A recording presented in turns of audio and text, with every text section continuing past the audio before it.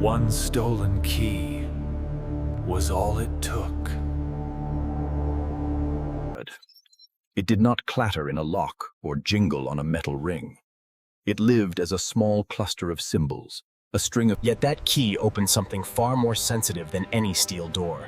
A path straight into the financial nervous system of the United States. There were no bombs, no soldiers, no tanks rolling across borders.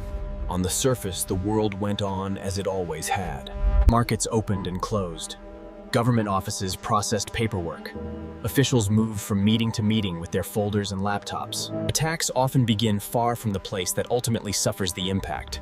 This story did not start inside the Treasury. It started with a vendor. The vendor had access because governments no longer do everything themselves. Modern government software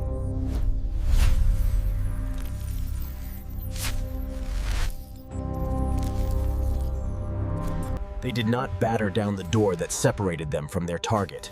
They walked through it, holding up stolen proof that they belonged there.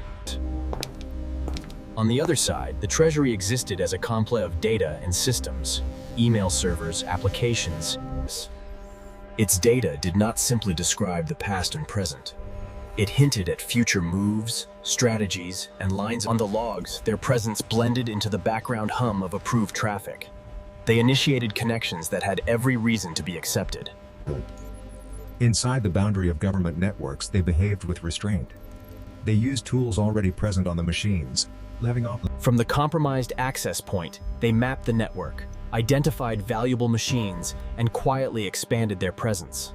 They looked for valuable accounts, inboxes of officials, staff, and analysts. Each account was a window into a different piece of the machine. In operations like this, attackers do not just take, they leave things behind. Stealthy back. For defenders, time was the enemy. The longer an intruder remained undetected, the more opportunity they had to learn, copy, and embed themselves. Discovery did not begin with a dramatic red warning. It began when someone stopped, looked again, and admitted the data did not feel right. Once the breach touched federal systems, it no longer belonged to a single administrator. Agencies were drawn in. Incident response meant containment and scope. What was affected? Which systems? Which accounts? How far had it gone? The fingerprints pointed to a familiar adversary. Patterns, tools, and techniques matched known state-linked groups. Containment followed. Keys were revoked, certificates reissued, monitoring tightened, but the knowledge remained. For those closest to the systems, the intrusion left scars, not broken screens or destroyed servers. For officials, the fear was strategic. If a foreign state could read internal communications, it could anticipate. The Treasury case was part of a larger pattern. Supply chain attacks, compromised vendors, backdoors in Slangs. Ordinary lives are held together by companies most people have never heard of. Payment processors, cloud providers. Somewhere, right now, keys are being stolen, certificates forged.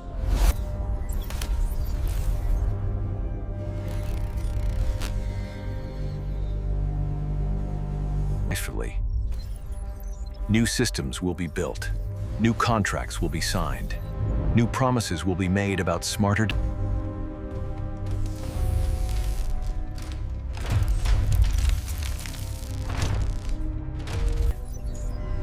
But under the surface, a quieter question remains. How many other doors look perfectly safe?